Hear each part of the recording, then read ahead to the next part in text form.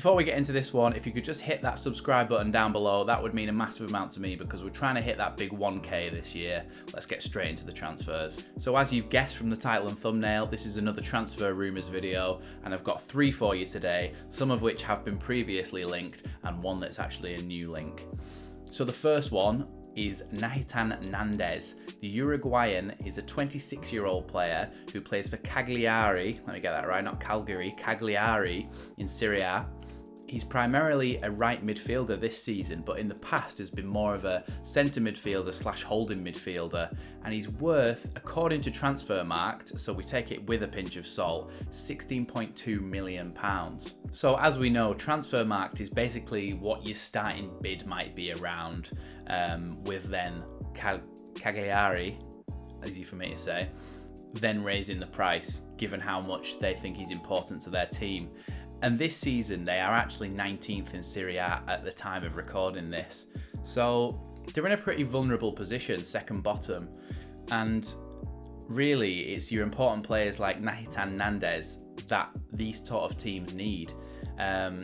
He's a strong player. He's probably their best player, and that's why he's on a lot of people's radars, including Spurs actually this season.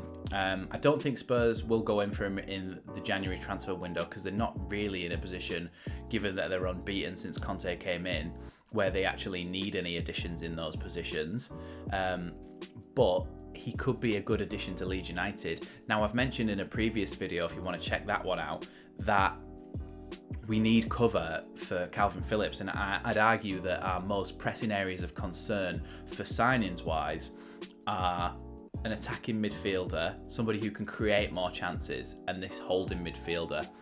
And with the flexibility of Nandez, he also becomes a second Stuart Dallas, if you will, and we've got the chant of it's only one Stuart Dallas, but we could get another Stuart Dallas in this guy, because given the fact that he's played right mid, centre mid and CDM, you also feel that he maybe could play somewhere in defence as well if needed to cover. But hopefully him coming in would mean that he could cover for Calvin, but when Calvin's fit, find himself a position maybe in centre mid as the number 8, or on the right hand side when Rafinha's out, or Rafinha goes to the other side. It offers you a lot of flexibility and options. One of the issues with this transfer though is that he's contracted until summer 2024. So he's got 2 years left on his contract, which pretty much puts the bargaining chip with Cagliari, in that they can ask pretty much as much as they want of him, because the buyer is the one who's desperate in this case. Not totally desperate, because we're still above the drop and we're still actually 8 points clear of that drop. But in terms of who actually needs the player more in terms of paying money for him, then it's going to be Leeds in this situation. So really they could ask for a lot more than that. And to be honest, I don't see us spending 25 million pounds on a player in this window. It's more likely to be a couple of 10 million pound players to try and strengthen that midfield. Now, if you want to see more detail and more depth on Nahitan Nandez, then let me know in the comments down below, and I will do a video much like the John Swift one that I did not so long back, in that I'll go into his stats, his attributes, and see what sort of player he is, and how he might help the system and how he might fit the system. But for this one, we're just saying this is Nahitan Nandez, this is where he plays, who he plays for, and the likelihood that we might get him. So the second transfer in this video is someone you will all be very familiar with, and that is Todd Cantwell. Now, we've been linked with Todd Cantwell for a couple of seasons now, even before they went down to the championship and came back up again. And he's a promising young English player. He's 23 years old. We obviously know that he plays for Norwich. He can play left midfield, centre midfield, or number 10. And like I mentioned with Nahitan Nandez, you also get a bit of flexibility with Todd Cantwell. You get the fact that he can play in left midfield, the fact that he can play in centre midfield, and the fact that he can play as that attacking midfielder that we kind of need to bring back that creativity in the team.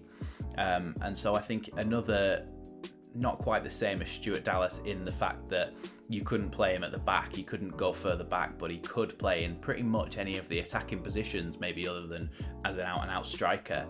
So I think that Todd Cantwell could be a good player for Leeds United. However, he is rated at £18 million on Transfermarkt. Like I say every time, that's your starting bid, you're looking at 25-30 million pounds that Norwich would be asking for him, really, realistically. Again, Norwich 20th in the Premier League, but Cantwell's contract runs out in summer 2022. That's 6 months away. That means that he's eligible for a pre-contract agreement to be signed.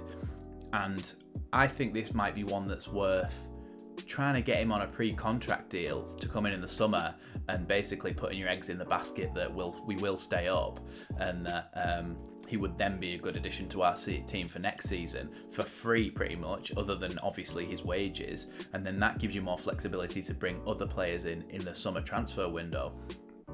So I think Cantwell could be a good one to watch in this case. I don't think we should do it in January, but I think we should sign him on a pre-contract deal, or at least approach him for that.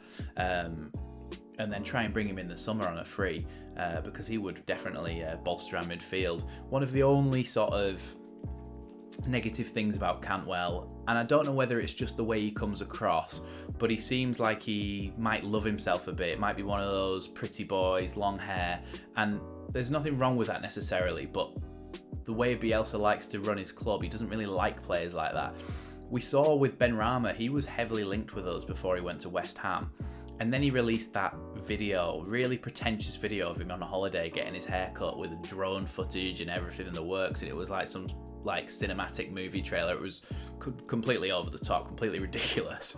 But it sort of showed a bit of his personality without actually meeting him. And I don't think the club liked it particularly. I think even with players like Rafinha, who's this amazing Brazilian talent, he's not over the top with loving himself or thinking he's better than everybody else. He gets annoyed because he wants the best for the team. But he's pretty much a team player, Rafinha, given that he's been our highest running stats all season.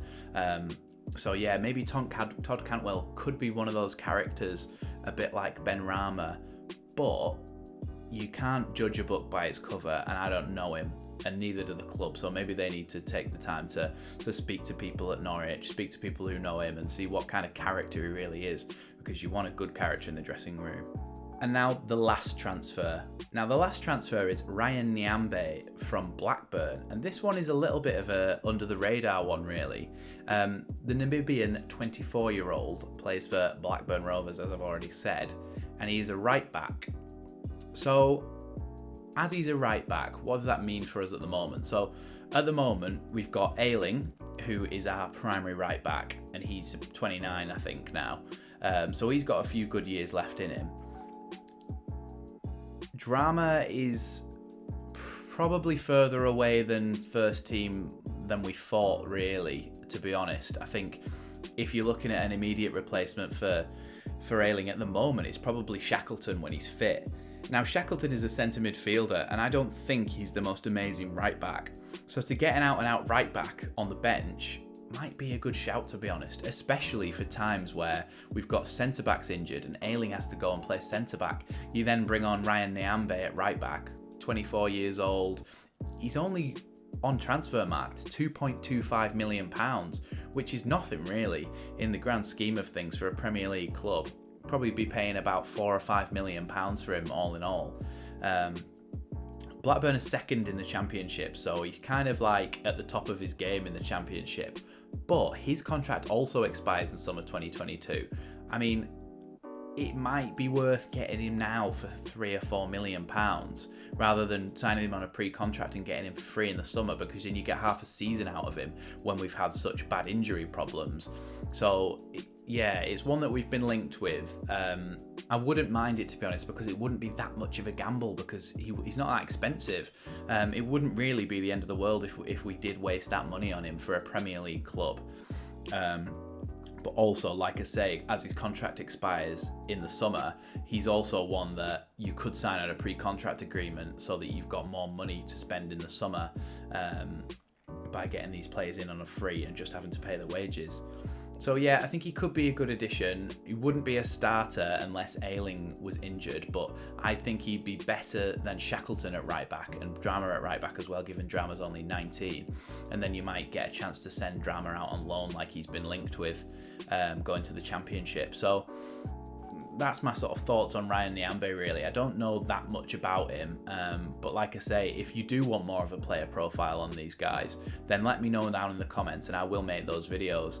I can imagine that people probably want to know more about Nandez and Cantwell than a £3 million right back from Blackburn, but you never know. If you do want to know more about him, I'll have a deep dive and have a look and see what sort of player he is, whether he gets forward and whether he's the right type of player for our system really, because like I say, I don't really know much about him.